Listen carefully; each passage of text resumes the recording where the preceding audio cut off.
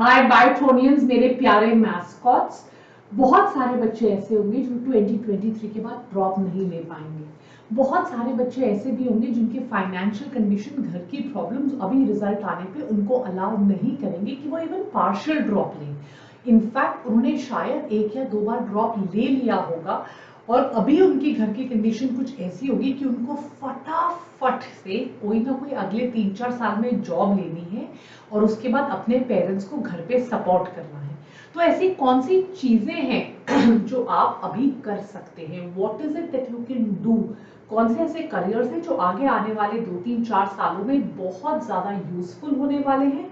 अगर आपने उन करियर्स को चुन लिया है, आपको बहुत ज्यादा ओवरऑल फायदा होने वाला है। सो चलिए एक एक करके मैं इन सारी चीजों के बारे में आपको डिटेल में बता दूं।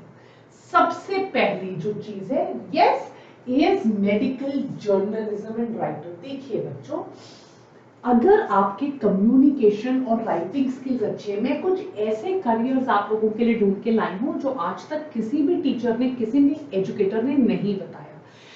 बहुत सारी आजकल न्यूज़पेपर में कॉलम्स होते हैं, बहुत जगह आजकल इंस्टाग्राम पे, हर जगह आजकल कंटेंट क्रिएशन का जमाना है।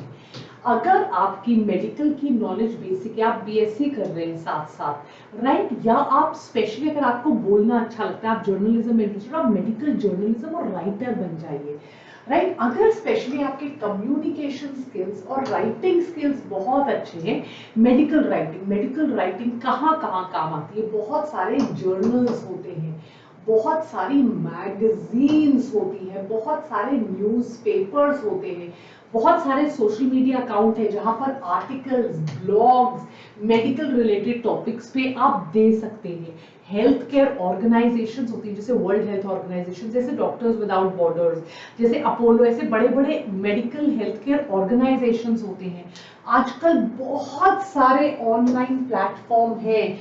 कई बार डॉक्टर जो होते हैं वो बहुत बिजी होते हैं, वो आपको गाइड कर देंगे, बट उनके बिहाफ पे आपको लिखना पड़ता है, राइट, जैसे ट्विटर पे थ्रेड्स। तो मेडिकल जर्नलिज्म राइटर एक बहुत अच्छा करियर हो सकता है उन बच्चों के लिए जो इंग्लिश में भी अच्छे हैं, जिनके राइटिंग स्किल्स अच्छे हैं, जिनका communication, if not a full time job, ये आपके लिए बहुत अच्छा सेकेंडरी सोर्स ऑफ इनकम हो सकता है। तो आप पार्ट टाइम इग्नो जैसी यूनिवर्सिटी से जर्नलिज्म करके इस फील्ड में एंटर कर सकते हो। हेल्थ इंफॉर्मेटिक्स, नाउ बेटा, आजकल इंफॉर्मेशन टेक्नोलॉजी, आपको पता है everything is available at the click of a button. Now what is health informatics? यहाँ पर देखो बेटा, बहुत बड़े बड़े हॉस्पिटल्स हैं, चेन्स ऑफ हॉस्पिटल्स का जमाना है आजकल। अगर आप देखोगे, आपकी सिटी में भी multi speciality, super speciality huge hospitals हैं जिनकी चेन्स है। यहाँ पर लाखों पेशेंट का हेल्थ केयर डेटा होता है, इसको एनालाइज करना होता है, ट्रेंड सेट करने होते हैं, किसको कब सर्जरी में डालना है, क्या करना है, पेलिएटिव केयर क्या देना है। इस डेटा को एनालाइज करके हम रीजंस फॉर द डिजीज और सब चीजों को एनालाइज करके बता सकते हैं। आजकल बहुत सारे डॉक्टर्स हैं जो अपने मेडिकल पेपर्स प्रेजेंट करते हैं, उनको भी डेटा एनालिसिस की जरूरत होती है। ये डेटा एनालाइज करना कोई नॉर्मल पर्सन नहीं कर सकता। इसके लिए थोड़ी सी हेल्थ केयर और इंफॉर्मेशन टेक्नोलॉजी दोनों की ही आपको नॉलेज चाहिए। तो हेल्थ के रिकॉर्ड सिस्टम्स को मेंटेन करना, आप सोचिए इतने बड़े बड़े हॉस्पिटल्स होते हैं, उनमें कितने ज्यादा रिकॉर्ड मेंटेन किए जाते होंगे पेशेंट्स के। यस, स्पेशली आजकल एवरीबडी इंश्योरेंस कवर्ड होता है, रिकॉर्ड्स मेंटेन करने पड़ते हैं। Secure and efficient use of technology in health care system. तो अगर आपके पास पीसीएमबी है, आप इंफॉर्मेटिक्स में, बायो इंफॉर्मेटिक्स, हेल्थ इंफॉर्मेटिक्स में बीएससी कर सकते हो। ये चीजें ज्यादातर लोगों को नहीं पता। ज्यादातर लोग बीएससी पीसीबी में कर लेंगे, मैथ्स में कर लेंगे, बायो, बॉटनी, जूलॉजी, और फिर वही नॉर्मल जॉब्स की तरफ सोचेंगे। But these are the new age jobs जो आजकल बहुत ज्यादा है। अब क्योंकि लोगों को पता नहीं है, हेल्थ इंफॉर्मेटिक्स पे लोग ग्रेजुएशन नहीं करते, जिसकी वजह से काफी बार ये जॉब्स होती है, but because in health informatics किसी को पता नहीं है तो लोगों को ये जॉब मिल नहीं पाती। ना पब्लिक हेल्थ, इंडिया जैसे देखो आयुष्मान भारत आया, कितना बड़ा पब्लिक हेल्थ का इतना मैसिव एक मूवमेंट है। यूएस के अंदर ओबामा केयर आया, ऐसे यूके में तो इतना बहुत टाइम से पब्लिक हेल्थ पॉलिसीज हैं।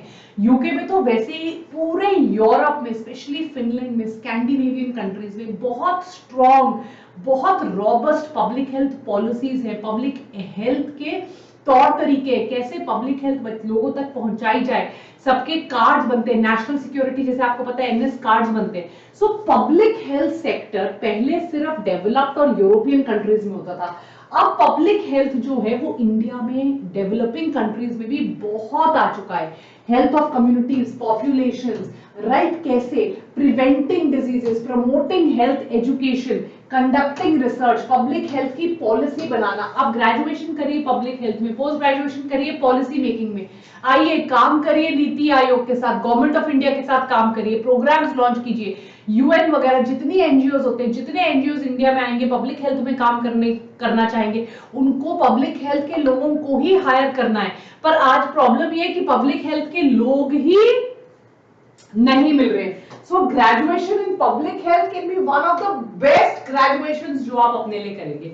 हेल्थ एडमिनिस्ट्रेशन आप अपनी सिटी में ही देखिए, चलिए आप अपनी सिटी में नहीं देखेंगे तो अपनी स्टेट के कैपिटल में देखिए, एटलीस्ट आपको 3, 4, 5 सुपर स्पेशलिटी हॉस्पिटल मिल जाएंगे, मिनिमम 4-5 आपको सुपर स्पेशलिटी हॉस्पिटल मिल जाएंगे। 1000-1000, 1500 बेड, 3000, 4000 बेड के हॉस्पिटल्स मिलेंगे। इन हॉस्पिटल्स को मैनेज कौन कर रहा है? यहां पर चाहिए होते हैं लोग जिन्होंने हेल्थ एडमिनिस्ट्रेशन कर रखी है, जो health care administration, health management करते हैं। ये managerial aspects of health care, hospitals को मैनेज करना, क्लिनिक्स को मैनेज करना, right, managing budget, services, coordinating the सारे डॉक्टर्स, नर्सेज, पैरामेडिकल स्टाफ, सबका कोऑर्डिनेशन करवाना, सबका कॉम्प्लायंस करना, रेगुलेशन करवाना, ताकि सब कुछ बढ़िया से चले, ये काम होता है हेल्थ केयर एडमिनिस्ट्रेशन का। तो आप इसमें भी ग्रेजुएशन कर सकते हैं, उसके बाद ये नॉर्मल ग्रेजुएशन करके हेल्थ एडमिनिस्ट्रेशन में पोस्ट ग्रेजुएशन कर सकते हैं। बट इन सब के लिए आपको अवेयरनेस होना बहुत ज्यादा जरूरी है। आते हैं मेडिकल रिसर्च की तरफ। मेडिकल रिसर्च आजकल बहुत ज्यादा हाई स्केल पर है, क्योंकि आजकल ज्यादातर डिजीजेस को हम रिसर्च के थ्रू प्रिवेंट कर रहे हैं। जेनेटिक्स को हमने, इंफॉर्मेशन टेक्नोलॉजी को हमने कंबाइन कर दिया है, जहां पर हम डिजीज के रूट कॉज एनालिसिस करके पता लगा रहे हैं किसकी वजह से डिजीज हो रहा है, इसको कैसे रोका जाए, राइट। फार्मास्यूटिकल कंपनीज में मेडिकल रिसर्च की बहुत हायरिंग होती है। एकेडमिक कंपनीज में, एकेडमिक ऑर्गेनाइजेशंस में क्यों हो रहा है? पेपर जहां पे प्रेजेंट होते हैं, स्टडीज जहां पर की जाती है, clinical trials, laboratory, multiple companies है, सिंजीन, क्लिनिजीन, कितनी जेनेटिक कंपनीज है इंडिया में, मेडिकल रिसर्च कर रही है, क्या जेनेटिक एब्नॉर्मैलिटी हो रही है जिसकी वजह से डिजीजेस हो रहे हैं, कैंसर हो रहे हैं। इनमें मेडिकल रिसर्च के ग्रेजुएट्स, पोस्ट ग्रेजुएट्स की बहुत ज्यादा जरूरत है।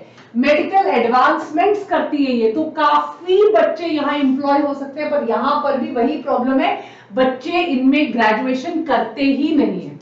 मैं हमेशा कहती हूं, अगर आपका एम है पैसे कमाना, अपने पेरेंट्स का ध्यान रखना और स्पेशली अब्रॉड जाना, please consider a career in nurses. Nurses का पैलिएटिव केयर, पेशेंट केयर में, डॉक्टर्स के साथ काम करने में बहुत बड़ा रोल है। हो सकता है हमारे देश में अभी तक नर्सेज को इतनी ज्यादा रिस्पेक्ट ना मिले, पर बाहर के देशों में नर्सेज को बहुत ज्यादा अर्निंग पोटेंशियल और बहुत रिस्पेक्ट है, राइट। आप बैचलर ऑफ नर्सिंग कर सकते हैं, आप एसोसिएट डिग्री नर्सिंग कर सकते हैं, आप बीएससी नर्सिंग कर सकते हैं। सो प्लीज इंश्योर आप नर्सिंग भी एज अ ऑल्टरनेट करियर रखें। इसके अलावा बहुत सारे अलाइड हेल्थ प्रोफेशन है, आप अपने फ्रेंड्स के साथ अलग अलग अलाइड हेल्थ प्रोफेशन कर सकते हैं, और later on you can all get together and open a multi disciplinary health care institution, right. Physiotherapy specially जिस तरह से स्पोर्ट्स को हमारे देश में पीपल आर इनटू स्पोर्ट्स, जिस तरह से जीरियाट्रिक ओल्ड एज पेशेंट्स हमारे देश में बढ़ रहे हैं, नी रिप्लेसमेंट, हिप रिप्लेसमेंट बहुत हो रही है, ऑक्यूपेशनल थेरेपी, जिस तरह से स्पीच थेरेपी, बहुत सारे अभी पता चला यार किसी को एस्पर्जर सिंड्रोम है, यू नो वेरियस सिंड्रोम्स का भी नॉलेज हो गया है. सो जो लोग नहीं बोल पाते, people who have social anxiety, people who are unable to speak, speech therapy, radio technology, who work in you know scanning institutes, radiology institutes, कितने सारे, हर सिटी में आजकल एक सिटी एमआरआई सेंटर है, लैबोरेटरी सेंटर्स है, घर घर से जाकर सैंपलिंग कलेक्ट करते हैं. Why don't you think of that entrepreneur mindset कि यार मैं अपना एक सैंपल सेंटर खोलूंगा, मैं अपनी एक लैबोरेटरी खोलूंगा, ऑप्टोमेट्री,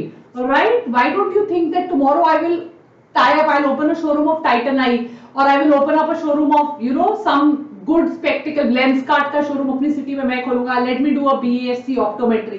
तो ये सारे आपके एलाइड हेल्थ प्रोफेशंस है, हेल्थ केयर के लिए बहुत इंपॉर्टेंट है और सबसे ज्यादा बहुत ज्यादा फाइनेंशियली रिवॉर्डिंग करियर है. प्लीज इन्हें मत भूलिए, right? And if you want to be powerful, you want to do something, make sure आप अपने को एडुकेट कर रहे हैं. सबसे ज्यादा important, don't forget to like share subscribe.